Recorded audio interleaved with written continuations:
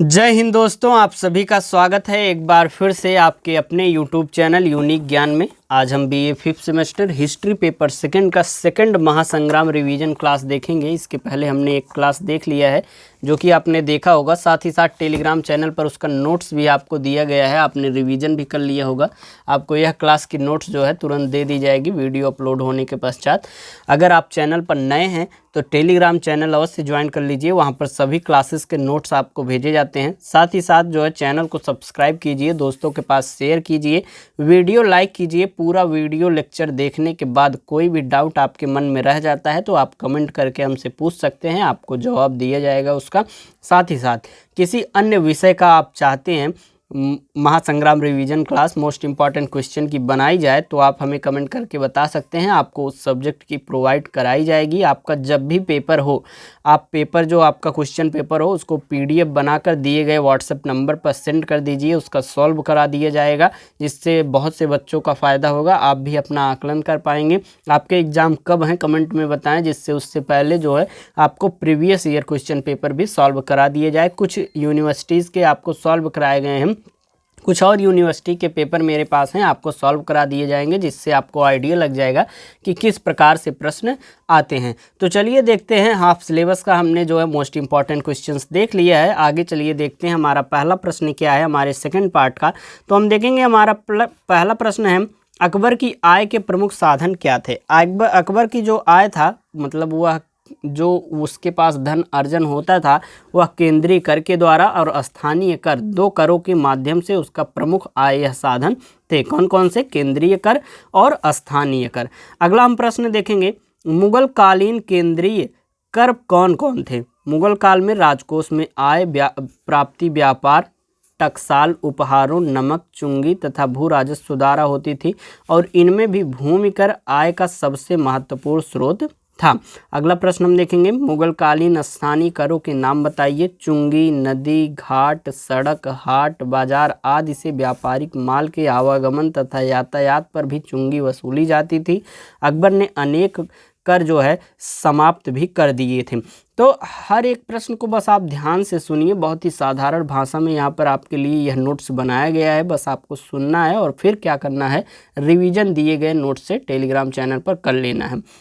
अगला प्रश्न हम देखेंगे, अकबर के समय में भूमि का विभाजन जो है वह कितने भागों में किया गया है। वह 4 भागों में अकबर के समय में भूमि का विभाजन किया गया था, जो कि पोलज है, परती है, चांचर है, बंजर है। यह 4 भागों में जो है भूमि को विभाजित किया गया था। कब? अकबर के समय में। कौन कौन से? पोलज, परती, चांचर और बंजर। अगला प्रश्न हम देखेंगे, अकबर की भूमि व्यवस्था एवं राजस्व प्रणाली में सुधार किसने किया था। अकबर की भूमि व्यवस्था एवं राजस्व प्रणाली में सुधार जो है राजा टोडरमल ने किया हुआ था।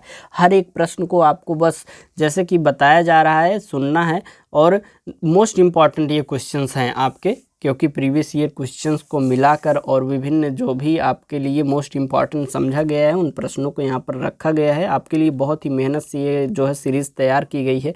तो वीडियो को लाइक करें, अधिक से अधिक लोगों के पास शेयर करें, जिससे अधिक से अधिक लोग इस वीडियो का लाभ उठा सकें। तो चलिए देखते हैं हमारा अगला प्रश्न छठवां कौन सा है। अकबर की राजस्व प्रणाली के 2 गुण लिखिए। कौन कौन से अकबर की राजस्व प्रणाली के गुण हैं। पहला है, इस राजस्व प्रणाली से सरकार को बहुत अधिक लाभ हुआ और आय की निश्चितता हुई थी। सरकारी जो मालगुजारी को हड़प करने का कार्य जो है बिचौलिए जो है कर सकते थे, वह नहीं कर पा रहे थे। अगला प्रश्न हमारा है, अकबर की राजस्व प्रणाली के दोष क्या क्या रहे। पहला दोष था व्यवहार और सिद्धांत में असामंजस्य था। कर वसूली में कठोरता की जाती थी, प्रजा के हितों की अवहेलना की जाती थी। यह जो है अकबर की राजस्व प्रणाली के दोष थे। अगला प्रश्न हम देखेंगे, मनसबदारी से आपका क्या आशय है। मनसब शब्द जो होता है वह अरबी भाषा का है, जिसका अर्थ क्या होता है, दर्जा या प्रतिष्ठा है। एस.एल. सीकरी ने कहा है कि मनसबदारी मुगल राज्य के किसी भी पदाधिकारी का वह पद था जो अधिकारी वर्ग में उसके दर्जे, उसके वेतन और दरबार में उसके स्थान को सूचित करता था। क्या क्या करता था वह अधिकारी जो है वह वर्ग में उसके दर्जे को एक प्रकार से सूचित करता था, उसके वेतन को सूचित करता था और साथ ही साथ दरबार में उसके स्थान को सूचित करता था। अगला प्रश्न हम देखेंगे, दहसाला बंदोबस्त क्या था। टोडरमल का महत्वपूर्ण सुधार जो है दहसाला अर्थात 10 वर्षीय दर पर आधारित प्रबंध जो था वह दहसाला कहलाया। इसके द्वारा 1582 के पहले के 10 वर्षों के मूल्य का औसत निकालकर नगद वसूलने की व्यवस्था की गई। मतलब 1582 के पहले 10 वर्ष में जितना कर वसूला गया था उसका एक प्रकार से एवरेज निकाल लिया गया और वही जो है हमेशा के लिए कुछ 10 सालों के लिए जो है वह क्या कर दिया गया, फिक्स कर दिया गया और उतना ही कर वह वसूलने लगे। अगला प्रश्न हम देखेंगे, दहसाला बंदोबस्त को अन्य किस नाम से पुकारा जाता है? तो दहसाला बंदोबस्त को जमाए दहसाला एवं आईने दहसाला के नाम से पुकारा जाता है। कौन कौन से नाम से? जमाए दहसाला और आईने दहसाला के नाम से पुकारा जाता है। अगला प्रश्न हम देखेंगे, मध्यकाल में व्यापार के प्रमुख केंद्र कौन से थे? मध्यकाल में व्यापार के प्रमुख केंद्र जो है मंडियां एवं व्यापार थे, बाजार थे। अगला प्रश्न हमारा, मुस्लिम काल में व्यापार कौन से लोग करते थे? तो मुस्लिम काल में विशाल पैमाने पर व्यापार कुछ विशिष्ट वर्गों के व्यक्ति ही करते थे। गुजराती एवं मुल्तानी व्यापारी इसी प्रकार के थे तथा बड़े बड़े व्यापार में संलग्न यह रहते थे। विदेशी मुस्लिम व्यापारी खुरासानी व्यापारी कहलाते थे। जो विदेश के मुस्लिम व्यापारी होते थे उन्हें खुरासानी व्यापारी कहा जाता था। अगला प्रश्न हमारा, समुद्री मार्ग में कौन से व्यापारी व्यापार करते थे? समुद्री मार्ग से होने वाला व्यापार जो है मुख्यतः मूर व्यापारियों द्वारा संचालित किया जाता था तथा वे ही इस प्रकार का जो है एकाधिकार यहाँ पर रखे हुए थे।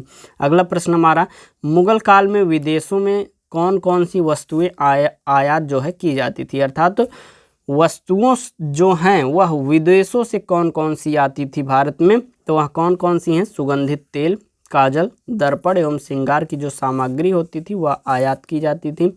अगला प्रश्न हमारा है, आयात निर्यात में आपको डिफरेंस पता होना चाहिए। जैसे कि आयात मतलब दूसरे देशों से हमारे देश में जो आ रहा है, निर्यात मतलब हम जो अपने देश से दूसरे देशों में भेज रहे हैं और उससे क्या कर रहे हैं, लाभ कमा रहे हैं। तो आयात निर्यात में आपको बिल्कुल क्लियर रहना चाहिए।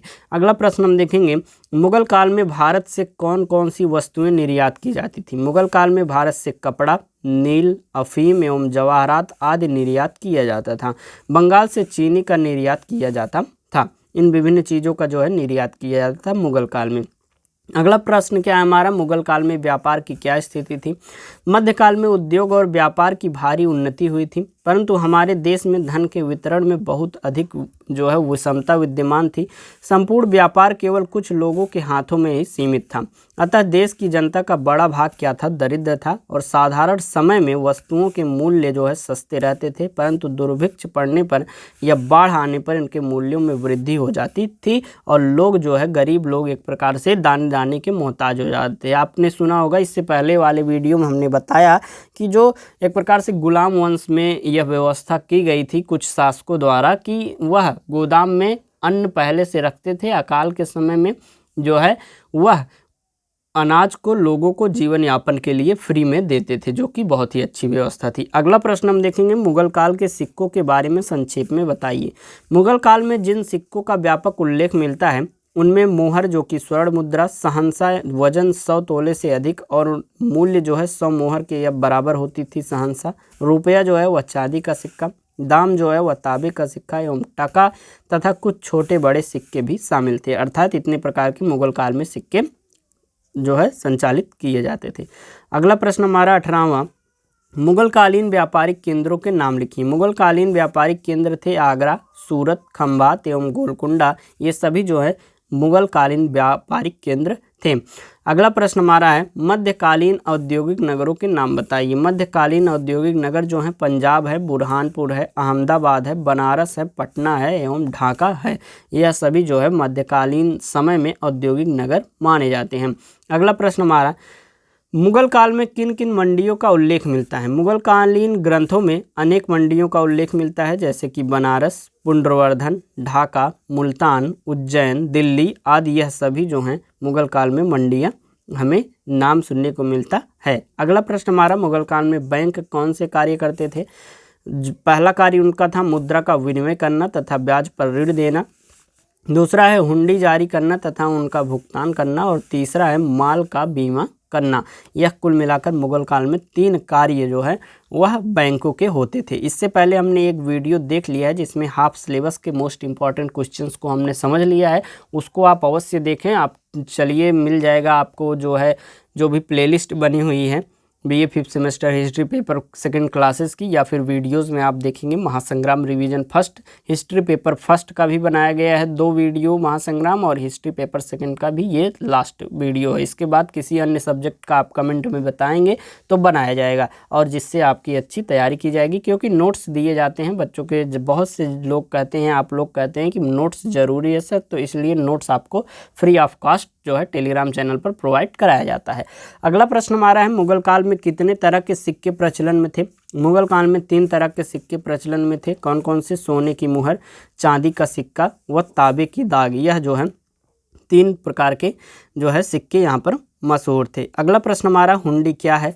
हुंडी एक विनिमय बिल होता था जिसमें एक निश्चित स्थान पर वर्णित धनराशि भुगतान का वचन दिया जाता था। जैसे कि किसी एक पेपर पर लिख दिया जाए कि 5000 जो है आपको, इस कागज़ को आप जब देंगे, या जो आप पेपर दिया जा रहा है देंगे, तो आपको 5000 रुपया दिया जाएगा।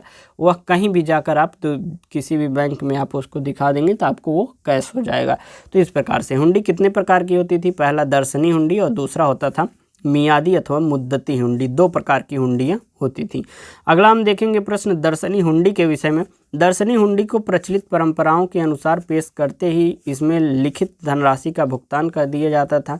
आमतौर पर यह हुंडी जो है ऐसे व्यक्ति को दी जाती थी जो लब्ध प्रतिष्ठ हो और उसकी साख अच्छी हो, अर्थात तुरंत आपको फटाक से काम हो जाता था वह हुंडी दिखाने पर। दूसरी है हुंडी, दर्शनी हुंडी के हम प्रकार की बात करें तो यह 2 प्रकार के होते थे। पहला साहू जोग और दूसरा जो है धनी जोग। 2 प्रकार की दर्शनी हुंडी होती थी। साहू जोग के विषय में जानें तो साहू जोग हुंडी से क्या आशय है? साहू से तात्पर्य प्रतिष्ठित व साख वाले व्यक्तियों से था जिसके आदेश से हुंडी का भुगतान होता था। इस प्रकार की हुंडी के भुगतान के लिए वाहक एवं दावेदार द्वारा ही भी हुंडी के पृष्ठभाग पर हस्ताक्षर करना आवश्यक होता था, अर्थात हुंडी की प्रामाणिकता का दायित्व जो है वह साहू का होता था। अगला कौन सा है हमारा? धनी जोग हुंडी। धनी जोग हुंडी में कुछ स्थानों पर हुंडी का भुगतान धनी के आदेश पर ही कर दिया जाता था। ऐसी हुंडी पर धनी जोग रुपया हुंडी चालान का दीजो लिखा होता था। क्या? धनी जोग रुपया हुंडी चालान का दीजो लिखा होता था, और इन सब के बावजूद कभी कभी हुंडी का भुगतान करने वाला इनकार भी कर दिया करता था। अगला प्रश्न हमारा है मियादी हुंडी के विषय में। मियादी हुंडी का भुगतान कैसे होता था? ऐसी हुंडियां जो है निर्दिष्ट तिथि के पश्चात ही अथवा किसी निश्चित सांकेतिक उद्देश्य के पश्चात भुगतान की जाती थी। जैसे कि आपने मूवीज़ में, पुरानी मूवीज़ में देखा होगा कि नई मूवीज़ में भी, कि नोट का आधा फटा हिस्सा एक विलेन के पास रहता है, वह ले जाकर जब दूसरे किसी को दिखाता है और वह नोट मिलाता है, फटा हुआ हिस्सा उसी नोट का रहता है, वह देखकर फिर वह जो है माल जो भी होता है, रुपया जो भी होता है, वह डिलीवर करता है। तो उसी प्रकार यह मियादी हुंडी होती थी। एक सांकेतिक भाषा, उसमें सांकेतिक जो एक प्रकार से निश्चित उद्देश्य दिए जाते थे उसको दिखाने के पास जो है उसका भुगतान किया जाता है। अगला प्रश्न हमारा 30 नंबर, मध्यकाल में बीमा प्रणाली क्या थी? मध्यकाल में आधुनिक समय की तरह यद्यपि बीमा प्रणाली विकसित नहीं थी, परंतु विभिन्न प्रकार की वस्तुओं जैसे कि अनाज, कपड़ा, अफीम, तंबाकू और अन्य व्यापारिक वस्तुओं का बीमा एक दूसरे स्थान से दूसरे स्थान तक भेजने के लिए किया जाता था। अगला प्रश्न हम देखें 31 नंबर, मुगल काल में उद्योग के प्रमुख क्षेत्र कौन कौन से थे? मुगल काल में उद्योग के अनेक क्षेत्र थे, जैसे कि कृषि एवं गैर कृषि उत्पाद, धातु उद्योग, जंगल से प्राप्त कच्चे माल पर आधारित उद्योग इत्यादि, ये सभी जो हैं प्रमुख उद्योग में आते थे। अगला प्रश्न हमारा, मुगल काल में कृषि उत्पाद की प्रमुख वस्तुएं कौन कौन हैं? मुगल काल में कृषि उत्पादन की प्रमुख वस्तुएं जो हैं गेहूं, चावल, जौ, बाजरा, चना, दाल, कपास, गन्ना, नील, तिलहन, पोस्ता, सब्जियां तथा फल थी। यह विभिन्न चीज़ें जो हैं मुगल काल में जो है उत्पादन इसका होता था। अगला प्रश्न हम देखेंगे 33 नंबर। 33 नंबर प्रश्न हमारा है, मुगल काल में गन्ने का उत्पादन किन किन क्षेत्रों में होता था? तो मुगल काल में गन्ना उत्पादन जो है बंगाल में होता था, आगरा में होता था, अवध में, इलाहाबाद में, मालवा, अजमेर, लाहौर, मुल्तान सूबों में अधिक मात्रा में होता था। बस आपको ध्यान से सुनना है। देखिए आपको कितना साधारण भाषा में हर एक चीज़ को समझाया जा रहा है। अगला हम प्रश्न देखेंगे, the development of trade and industry under the Mughals के रचनाकार कौन है? तो इसके रचनाकार जो हैं डॉक्टर एस कुलश्रेष्ठ जी हैं। किसके? The development of trade and industry under the Mughals जो रचना है उसके रचनाकार कौन है? डॉक्टर एस कुलश्रेष्ठ जी हैं। अगला प्रश्न हमारा 35 नंबर, मुगल काल में मिट्टी एवं चीनी मिट्टी के सामान बनाने के प्रमुख केंद्र कौन से थे? पहला दिल्ली, बनारस एवं चुनार। उत्तर भारत में मिट्टी एवं चीनी मिट्टी के उच्च कोट के सामान बनाने के प्रमुख केंद्र थे। अगला प्रश्न हमारा 36 नंबर, मुगल काल में रेशमी वस्त्र बनाने के कारखाने कहाँ केंद्रित थे? मुगल काल में रेशम उद्योग अधिक विकसित था। मुगल काल में रेशमी वस्त्र जो है तैयार करने के कारखाने मुख्य रूप से ढाका में थे, लाहौर में थे, आगरा एवं अहमदाबाद में केंद्रित थे। अगला प्रश्न हम देखेंगे 37 नंबर, मुगल काल में ऊनी गलीचों एवं शाल बनाने का प्रमुख केंद्र कहाँ स्थित था? मुगल काल में ऊनी गलीचे एवं शाल बनाने का केंद्र जो है वह कश्मीर में था। अगला प्रश्न हम देखेंगे 38 नंबर, मध्यकालीन भारत नामक पुस्तक के रचनाकार का नाम बताइए। जो मध्यकालीन भारत नामक ग्रंथ है उसके रचनाकार डॉक्टर अवध बिहारी जी हैं। अगला प्रश्न हमारा 39 नंबर, भारत में तंबाकू की पौध सर्वप्रथम किसके द्वारा लाई गई थी? तो भारत में तंबाकू की पौध जो है सर्वप्रथम पुर्तगालियों द्वारा लाई गई थी। अगला प्रश्न हम देखेंगे 40 नंबर, औरंगजेब के शासनकाल में कच्चा रेशम इससे वस्त्र निर्माण का कार्य कहाँ होता था? तो औरंगजेब कालीन ग्रंथ जो है चहर गुलशन के अनुसार कच्चा रेशम एवं इसके वस्त्र निर्माण का कार्य जो है इलाहाबाद, शाहजहानाबाद, गुजरात एवं सियालकोट में भी होता था। इस प्रकार से आपका मोस्ट इम्पॉर्टेंट हिस्ट्री का दोनों पेपर का करा दिया गया है। अगर कोई वीडियो लेक्चर आपने नहीं देखा हो तो आप जाकर देख लीजिए, आपके प्लेलिस्ट में मिल जाएगी, आपके चैनल पर मिल जाएगी। आपको अगर नहीं मिल रहा हो, टेलीग्राम पर कुछ बच्चे जो हैं खोज नहीं पाते हैं नोट्स, तो वह जो है हम वहाँ पर कमेंट का सेक्शन है, वहाँ पर आप जो है टेलीग्राम पर मैसेज कर सकते हैं, आपको जो है फॉरवर्ड कर दिया जाएगा। अच्छे से आप तैयारी करिए, अच्छे से रिवीजन करिए, चैनल को शेयर करिए अपने दोस्तों के पास, वीडियो को लाइक कीजिए। कोई भी डाउट हो तो कमेंट सेक्शन में आप पूछ सकते हैं। बाकी किसी और अन्य विषय का आपको चाहिए महासंग्राम रिवीजन क्लास तो वो भी आप बता सकते हैं। प्रीवियस ईयर क्वेश्चन पेपर चाहिए वह भी आप बता सकते हैं। सबके नोट्स आपको प्रोवाइड कराए जाएंगे। अच्छे तैयारी करिए, मिलते हैं नेक्स्ट वीडियो में।